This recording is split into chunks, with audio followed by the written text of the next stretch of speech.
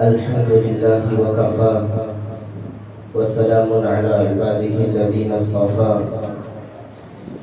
أما بعد فأعوذ بالله من الشيطان الرجيم بسم الله الرحمن الرحيم لقد كان لكم في رسول الله أسوة حسنة لمن كان يرجو الله واليوم الآخر وذكر الله كثيرا.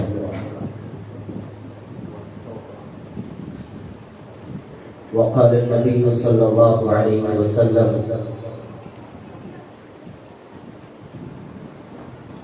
إنما بعثت معلما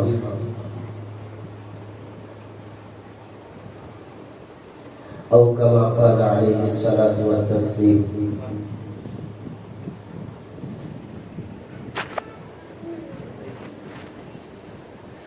شب ظلمت مٹانے کو محمد مصطفیٰ آئے، شب ظلمت مٹانے کو محمد مصطفیٰ آئے، چراغ حق جلانے کو محمد مصطفیٰ آئے. چھٹیں گے سارے اندھیرے جہاں سے اب جہالت کے، چھٹیں گے سارے اندھیرے جہاں سے اب جہالت کے، مبارک ہو زمانے کو محمد مصطفیٰ آئے.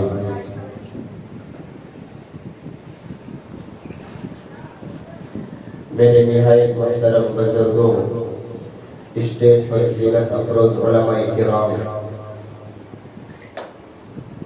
اور مدرسہ عائشہ نسوان کے ہونہار باذوق طالبات، مجھے بے حد خوشی محسوس ہو رہی ہے کہ ہم جس جگہ پہ موجود ہیں کہ یہاں الحمدللہ کئی سو بچیوں کو دینی تعلیم مل رہی ہے. یہ خالصتاً اللہ تعالیٰ کا فضل ہے اور آپ حضرات کی دعاؤں کا نتیجہ ہے.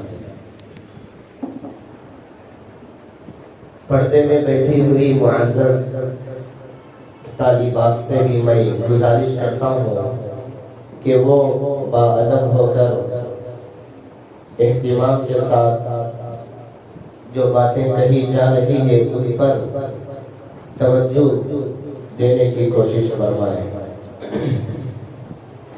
دیکھیے، دو باتیں میں آپ کے سامنے پیش کر کے بات کو ختم کرتا ہوں. پہلی بات یہ ہے کہ میلاد النبی کی شرعی حیثیت کیا ہے، میلاد النبی کی حقیقت کیا ہے، اصل میلاد النبی ہے کیا.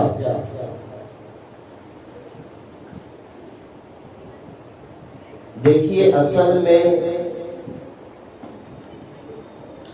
حضرت عیسیٰ علیہ السلام کی یوم پیدائش، حضرت عیسیٰ علیہ السلام جب پیدا ہوئے تو وہ تاریخ 25 دسمبر کی تھی. 25 دسمبر کو عیسائی لوگ کرسمس ڈے مناتے ہیں. 25 دسمبر کو دیکھیے، شریعت مطہرہ میں کسی بھی شخص کی یوم پیدائش منانا، سالگرہ منانا، پیدائش کا دن منانا بالکل جائز نہیں ہے، بالکل جائز نہیں ہے. تو یہ کیوں شروع ہوا اور کس طرح شروع ہوا، میں اس کی وضاحت کرنے چلا ہوں. 25 دسمبر کو حضرت عیسیٰ علیہ السلام کی پیدائش ہوئی اور عیسائی لوگ حضرت عیسیٰ علیہ السلام کو جب اللہ رب العزت آسمانوں پر اٹھا لیا تو اس کے بعد 300 سال تک کرسمس کا تصور بھی نہیں تھا. عیسائی لوگ حضرت عیسیٰ کی یوم پیدائش نہیں مناتے تھے. 300 سال گزر گئے. اس کے بعد 300 سال کے بعد بعض عیسائی لوگ ان کے دل و دماغ میں یہ خیال آیا کہ حضرت عیسیٰ علیہ السلام کا یوم پیدائش منائے، کرسمس منائے، تو اس وقت بھی جو دین عیسوی کو مکمل طور پر فالو کرنے والے تھے، مکمل طور پر ماننے والے تھے حضرت عیسیٰ علیہ السلام کو، اس وقت ان لوگوں نے یہ یوم پیدائش کرسمس منانے سے منع کیا تھا کہ یہ نیا طریقہ ہے، یہ منانا درست نہیں ہے، لیکن انہوں نے نہیں مانا اور انہوں نے کہا کہ حضرت عیسیٰ علیہ السلام کی یوم پیدائش منانے میں کیا حرج ہے، کہ اس میں حضرت عیسیٰ علیہ السلام کی سیرت کو بیان کیا جائے گا، آپ کے احوال، آپ کے واقعات کا تذکرہ کیا جائے گا، آپ کی شان میں نظمیں اور نعتیں پڑھی جائیں گی، اس کے بعد مجلس کو برخاست کر دیا جائے گا۔ اس میں گناہ کے کام کیا ہو رہے ہیں؟ تو بولنے کے باوجود بھی وہ لوگ نہیں سنے۔ اس کے بعد بہت ہی معصوم طریقے کے اوپر، بے ضرر طریقے کے اوپر کرسمس کا دن شروع ہوا۔ شروع میں یہ ہوا، اس کی ابتدا اس طرح ہوئی کہ 25 دسمبر جیسے ہی آتا تھا تو چرچ کے اندر ایک پادری حضرت عیسیٰ علیہ السلام کا تذکرہ، حضرت عیسیٰ علیہ السلام کی سیرت کو بیان کر کے ختم کر دیتا، مجلس برخاست ہو جاتی، لوگ چلے جاتے تھے۔ اس کے بعد ایک زمانے تک یہ سلسلہ چلا۔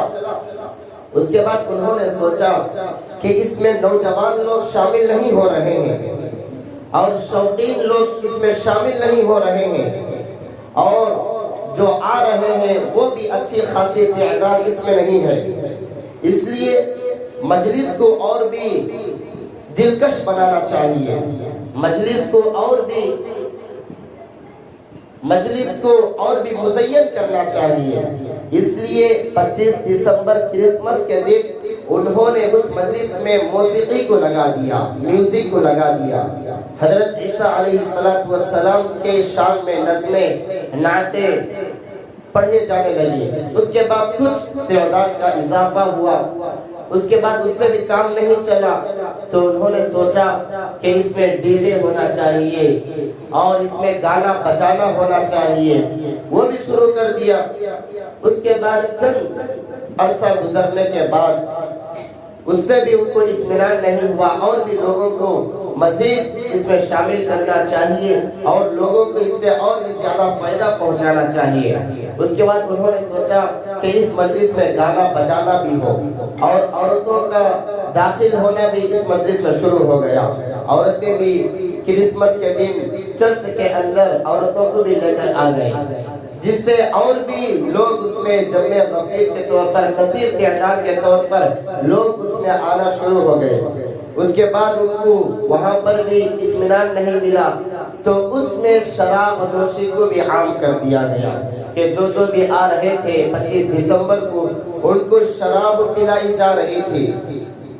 اس کے بعد دھیرے دھیرے زناکاری کا اڈا بن گیا، عورتوں کو اس میں لا کر ان کی عزتوں کو لوٹنا، عصمت دری کرنا، یہ سارے کام، سارے خرافات، ساری بدعات اور سارے بڑے بڑے گناہ اس میں شامل ہو گئے۔ اب جو موجودہ صورتحال ہے کرسمس کا، یورپ، امریکہ، لندن، جو مغربی ممالک ہیں، وہاں پر اگر اس کا جائزہ لیں گے تو معلوم ہوگا کہ صرف 25 دسمبر کرسمس کے دن میں پورے سال میں شراب اتنی نہیں پی جاتی، صرف اتنی شراب 25 دسمبر کو پی جاتی ہے، اور پورے سال سڑکوں کے اوپر اتنے حادثات نہیں ہوتے جتنے حادثات صرف 25 دسمبر کرسمس کے دن ہوتے ہیں، اور پورے سال عورتوں کی عزت اتنی تاردار نہیں کی جاتی، لوٹی نہیں جاتی جتنی عزت صرف 25 دسمبر کرسمس کے دن کی جاتی ہے۔ تو میرے پیارے طالبات، مجھے بتائیے کہ یہ جو شروع ہوا تھا یہ کس طریقے سے شروع ہوا تھا؟ ایک بالکل معصومانہ طریقے پر اور بالکل بے ضرر طریقے کے اوپر شروع ہوا تھا۔ لیکن اب اس کی صورتحال دیکھ لیجئے. 25 دسمبر کے دن حضرت عیسیٰ علیہ السلام کی تعلیمات بالکل بھی نہیں ہو رہی ہے. اور اس میں کیا ہو رہا ہے؟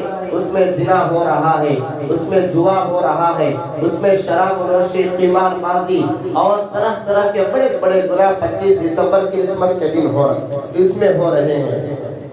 تو حضرت عیسیٰ علیہ السلام کی تعلیمات سب ختم ہو گئی. شروع جب ہوا تھا بے ضرر طریقے پر، معصوم طریقے پر شروع ہوا تھا. اب انتہا دیکھیے کہ کتنا ظالمانہ اور کتنا بھیانک طور پر اس کی انتہا ہو رہی ہے. اسی طرح عید میلاد النبی، عید میلاد النبی، اللہ کے نبی صلی اللہ علیہ وسلم کی پیدائش، اللہ کے نبی صلی اللہ علیہ وسلم کا اس دنیا میں آنا، یہ انتہائی قابل مبارک بات ہے. اور پوری دنیا میں اس سے بھی بڑھ کر خوشی اور مسرت کا دن کوئی نہیں ہو سکتا کہ نبی پاک صلی اللہ علیہ وسلم جو اس دنیا میں آئے ہوئے ہیں، اس سے بھی بڑھ کر خوشی کا دن اور کوئی نہیں ہے. اللہ کے نبی صلی اللہ علیہ وسلم دنیا میں آ گئے. اب نبی پاک صلی اللہ علیہ وسلم کب پیدا ہوئے؟ ربیع الاول کے مہینے میں پیدا ہوئے. آپ بیٹھ جاؤ ماں، 10 لحظے بیٹھ جاؤ. نبی پاک صلی اللہ علیہ وسلم ربیع الاول کے مہینے میں پیدا ہوئے. یہ بات صحیح الاسناد، تمام صحیح حدیثوں میں یہ بات موجود ہے کہ نبی پاک صلی اللہ علیہ وسلم ربیع الاول کے مہینے میں پیدا ہوئے. اب کس دن پیدا ہوئے؟ نبی پاک صلی اللہ علیہ وسلم پیر کے دن پیدا ہوئے. یہ بات بھی، اس بات پر بھی اتفاق ہے، نبی پاک صلی اللہ علیہ وسلم پیر کے دن پیدا ہوئے. اب اختلاف کب ہے، اختلاف کہاں ہے؟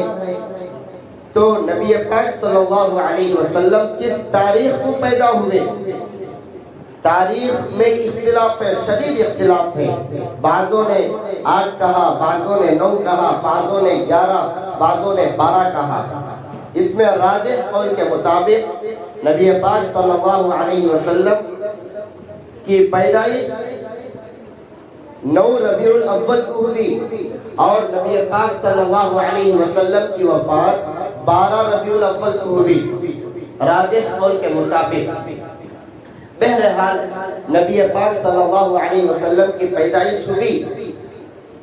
اس کے بعد کیا نبی پاک صلی اللہ علیہ وسلم اپنی زندگی میں عید میلاد النبی منائے ہیں؟ نبی پاک صلی اللہ علیہ وسلم کی مکمل زندگی 63 برس کی تھی. 60 پر 3 برس نبی پاک صلی اللہ علیہ وسلم اس دنیا میں رہے. کیا 60 پر 3 برس میں 60 پر 3 مرتبہ 12 ربیع الاول آیا؟ کیا عید میلاد النبی منائے ہیں؟ نہیں. اس کے بعد حضرت ابو بکر صدیق رضی اللہ عنہ کا دور آیا. آپ کے دور خلافت میں 2 مرتبہ 12 ربیع الاول آیا. کیا آپ عید میلاد النبی منائے؟ ہرگز نہیں. اس کے بعد حضرت عمر فاروق رضی اللہ عنہ کے دور میں 10 مرتبہ 12 ربیع الاول آیا. آپ کا دور خلافت مکمل 10 سال تھا.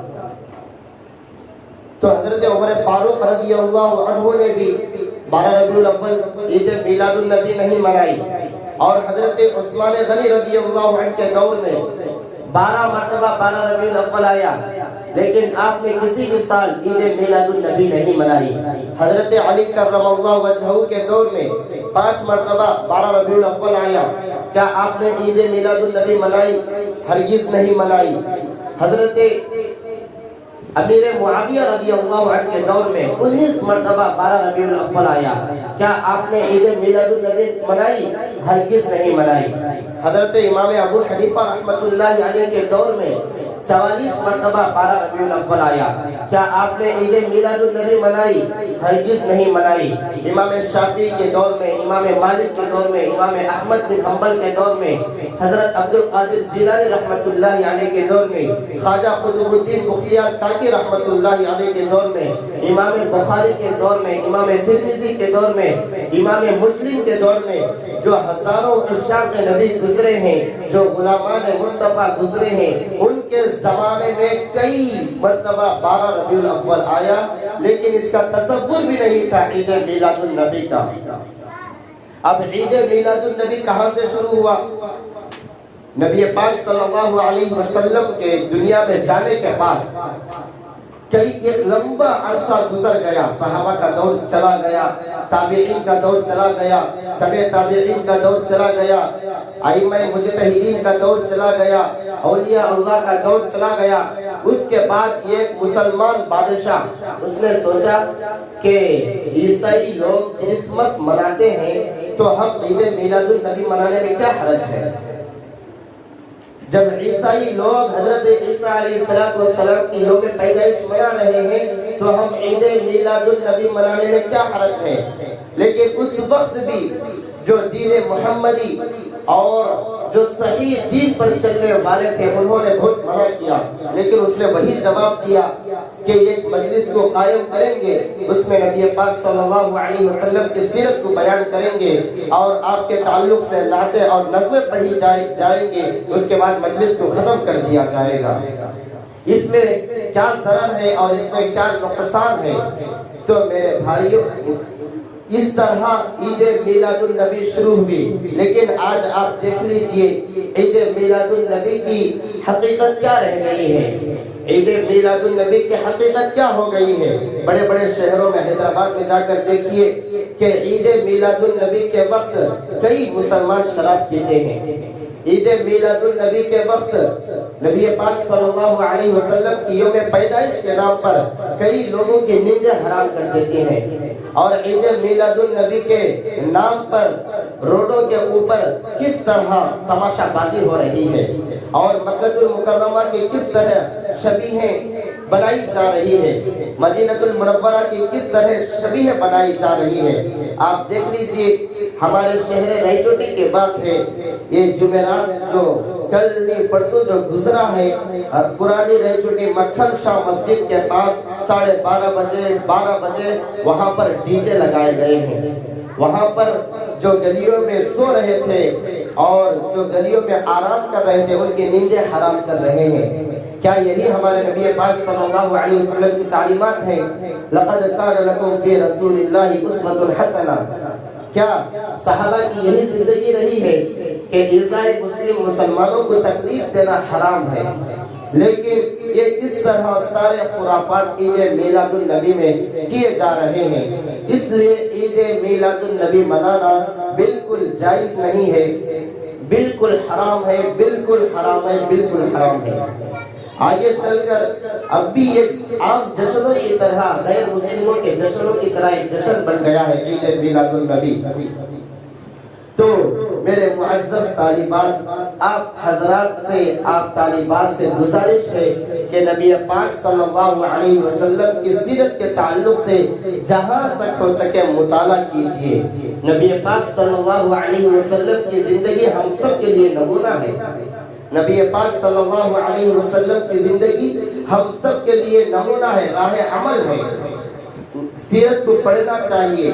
آپ کے ہر ادا، آپ کا ہر کام، آپ کا ہر فعل ہم سب کے لیے نمونہ ہے۔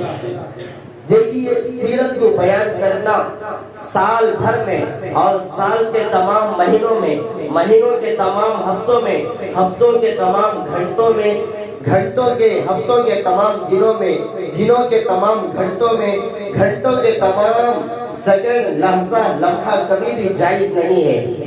اس طرح کی بات نہیں ہے۔ نبی پاک صلی اللہ علیہ وسلم کی سیرت ہر وقت بیان کی جا سکتی ہے، لیکن خاص طور پر 12 ربیع الاول کو عید میلاد النبی منانا یہ بالکل جائز نہیں ہے۔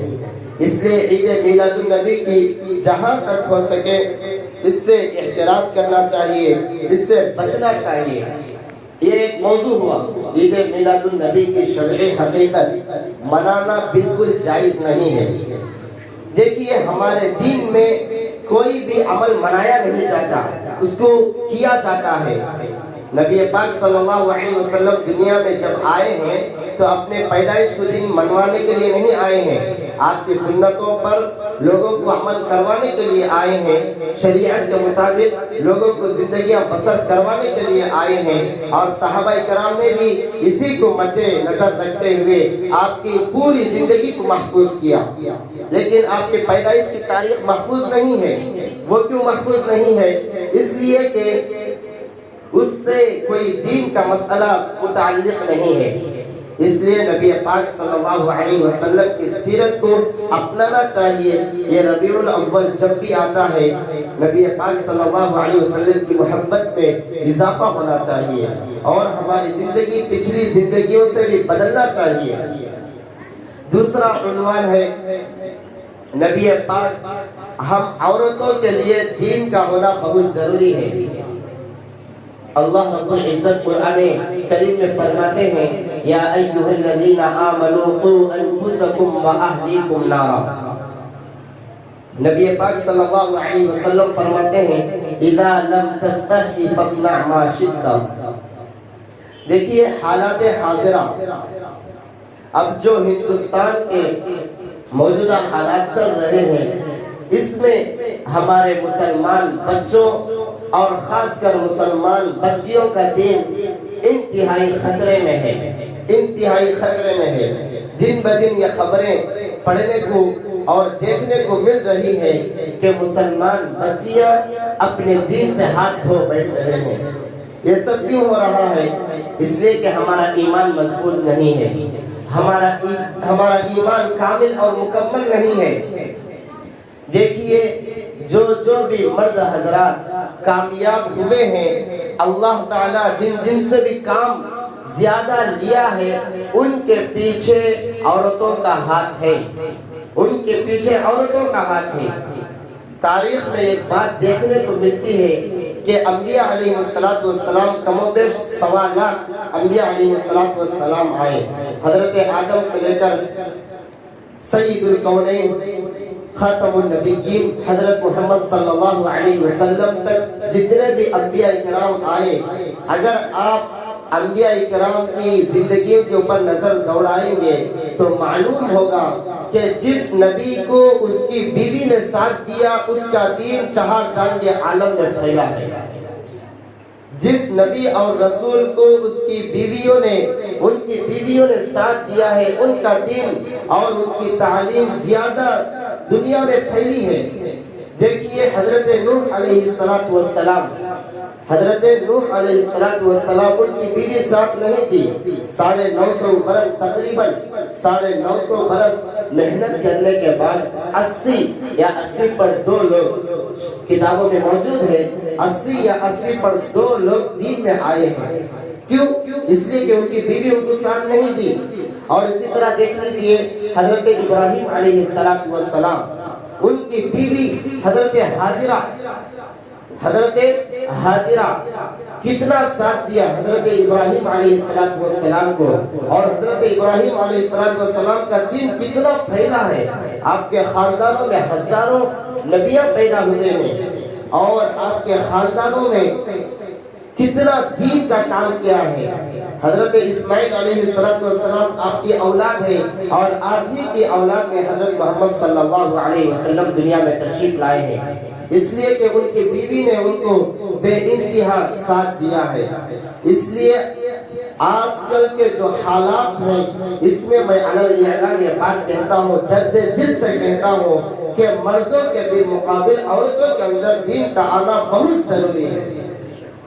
عورتوں کے اندر دین کا آنا مردوں سے بھی زیادہ ضروری ہے، اس لیے کہ دنیا میں مرد حضرات 1% ہے، عورتیں 4% ہے، زیادہ عورتیں ہی دنیا میں ہیں۔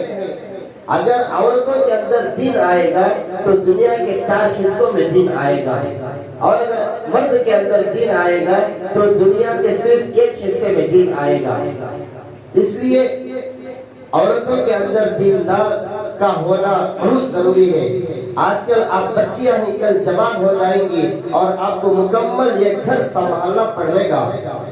اور آپ کے اندر جو اوصاف ہیں، آپ کے اندر جو اخلاق حسنہ ہیں، آپ کے اندر جو خوبیاں ہیں، وہ آپ کے بچوں کے اندر منتقل ہو جائیں گی۔ جو تبلیغ کا کام چل رہا ہے پورے چہار دانگ عالم میں، یہ تبلیغ کا کام پھیل چکا ہے۔ اس کے بانی کون تھے؟ حضرت مولانا الیاس جی رحمت اللہ علیہ تھے۔ ان کی والدہ کے سوانح حیات پڑھی یہ معلوم ہوگا، یہ اللہ تعالیٰ نے ان سے جو دین کا کام لیا ہے، اصل میں برکت تھی ان کی والدہ کی، کہ وہ دودھ پلاتے وقت باوضو ہو کر دودھ پلایا کرتی تھی، دودھ پلاتے وقت قرآن کریم کی تلاوت کرتی ہوئے دودھ پلایا کرتی تھی، دودھ پلاتے وقت قبلہ روح ہو کر دودھ پلایا کرتی تھی، دودھ پلاتے وقت ذکر اللہ میں مشغول ہویا کرتی تھی۔ تب جا کر ان کے بدن سے، ان کے پیٹ سے جو اولاد پیدا ہوئی، ان سے اللہ تبارک و تعالیٰ نے عالمی پیمانے کے اوپر دین کا کام لیا ہے۔ اس لیے آج کل آپ بچیاں ہی کل بڑی ہو جائیں گی، مکمل گھروں کو سنبھالنا پڑے گا۔ آپ سے گزارش ہے کہ آپ اپنے اندر دین کے اوپر مکمل 100% عمل پیرا ہو جائیے، مکمل عمل پیرا ہو جائیے۔ دین ہمارے جسم کے رگ رگ میں، ہمارے جسم کے ریشے ریشے میں دین کا داخل ہونا بہت ضروری ہے، بہت ضروری ہے۔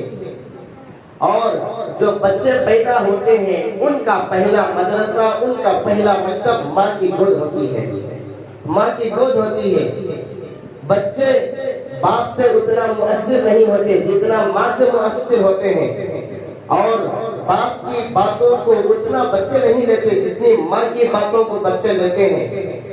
آپ تاریخ کا مطالعہ کریں گے تو معلوم ہوگا کہ بہت بڑے بڑے اللہ والوں نے صرف ان کی بیویوں کے باتوں میں آ کر گمراہ ہو گئے ہیں، اور بڑے بڑے ظالموں نے ان کی بیویوں کے باتوں میں آ کر اسلام کے اوپر عمل پیرا ہو گئے ہیں۔ حضرت اکرمہ کا واقعہ ہے کہ یہ گمراہ تھے، مسلمان نہیں ہو رہے تھے، ان کی بیوی نے دو بول بول کر ان کو اسلام میں لے کر آ گئی۔ فرعون کی بیوی حضرت آسیہ کا قصہ مشہور ہے۔ فرعون نے 2 مرتبہ حضرت موسیٰ علیہ السلام کو مارنے کا حکم دیا، لیکن حضرت آسیہ نے صرف 2 بول سے پھر حضرت موسیٰ علیہ السلام کو بچا لیا۔ ظالم اور جابر بادشاہ کے دل بھی صرف 2 بول سے بچا لیا۔ بلعم بن باعورہ ایک بہت بڑا اللہ والا گزرا تھا، اسے اسم اعظم کا نام معلوم تھا، اللہ تعالیٰ کا سب سے بڑا نام۔ اگر کسی بندے کو وہ نام معلوم ہو گیا تو وہ بہت بڑا اللہ والا بن جاتا ہے، اور وہ دعا کرے اور قبول نہ ہو یہ ہو ہی نہیں سکتا۔ اس میں اعظم اگر وہ نام لے کر اگر دعا کریں گے یا بد دعا کریں گے فوراً اللہ رب العزت قبول کر لیتے ہیں۔ بہت بڑا اللہ والا تھا اپنے زمانے کا، بہت بڑا اللہ والا تھا۔ جب اللہ رب العزت نے حضرت موسیٰ علیہ السلام اور ان کی قوم بنی اسرائیل کو فرعون کے ظلم سے، فرعون کی نجات سے، فرعون کے ظلم ستم سے نجات دلائی اور فرعون کو پانی میں غرق کر دیا، اس کے بعد حضرت موسیٰ علیہ السلام کو اللہ رب العزت نے حکم دیا کہ قوم جبارین سے آپ جہاد کریں، مصر کو فتح کریں، مصر کو فتح کریں۔ تو قوم جباریین جو قوم تھی وہ بلعم بن باعورہ کی خدمت میں پہنچنے کے بعد کہا کہ آپ کو اس میں اعظم معلوم ہے، آپ حضرت موسیٰ علیہ السلام اور ان کے قوم کی طرف ان کی قوم کے لیے بددعا کر دے، اللہ تعالیٰ ان کو ہلاک اور برباد کر دے۔ بلعم بن باعورہ نے کہا کہ آپ کیا کہہ رہے ہیں، وہ وقت کے نبی ہیں، وہ ان کا مقام و مرتبہ میں جانتا ہوں، اور ان کی جو قوم ہے وہ ان کے اوپر ایمان لے کر آئی ہے، میں ان کے خلاف کیسے بددعا کروں گا، میں ہلاک ہو جاؤں گا، برباد ہو جاؤں گا۔ بلعم بن باعورہ نے کہا، لیکن ان کی قوم نے بلعم بن باعورہ کے بیوی کی خدمت میں پہنچی، بہت سارا مال و دولت لے کر پہنچی اور رشوت دلائی۔ اس کی بیوی نے بلعم بن باعورہ سے کہا کہ یہ سارا مال و دولت ہم رکھ لیتے ہیں، آپ حضرت موسیٰ اور ان کے قوم کے خلاف بددعا کر دیں، حضرت موسیٰ اور اس کی قوم کی طرف بددعا کر دیں، اور وہ بیوی کی محبت میں آ کر، بچوں کی محبت میں آ کر، مال کے دھن میں آ کر حضرت موسیٰ علیہ السلام کے لیے اور ان کی قوم کے لیے بددعا کر دی۔ پھر ہوا یہ کہ جب وہ زبان سے بددعا کر رہا تھا تو وہ حضرت موسیٰ کے خلاف بددعا نہیں ہو رہی تھی، جب وہ قوم جباریین کے لیے بددعا ہو رہی تھی، قوم جباریین کے لیے بددعا ہو رہی تھی۔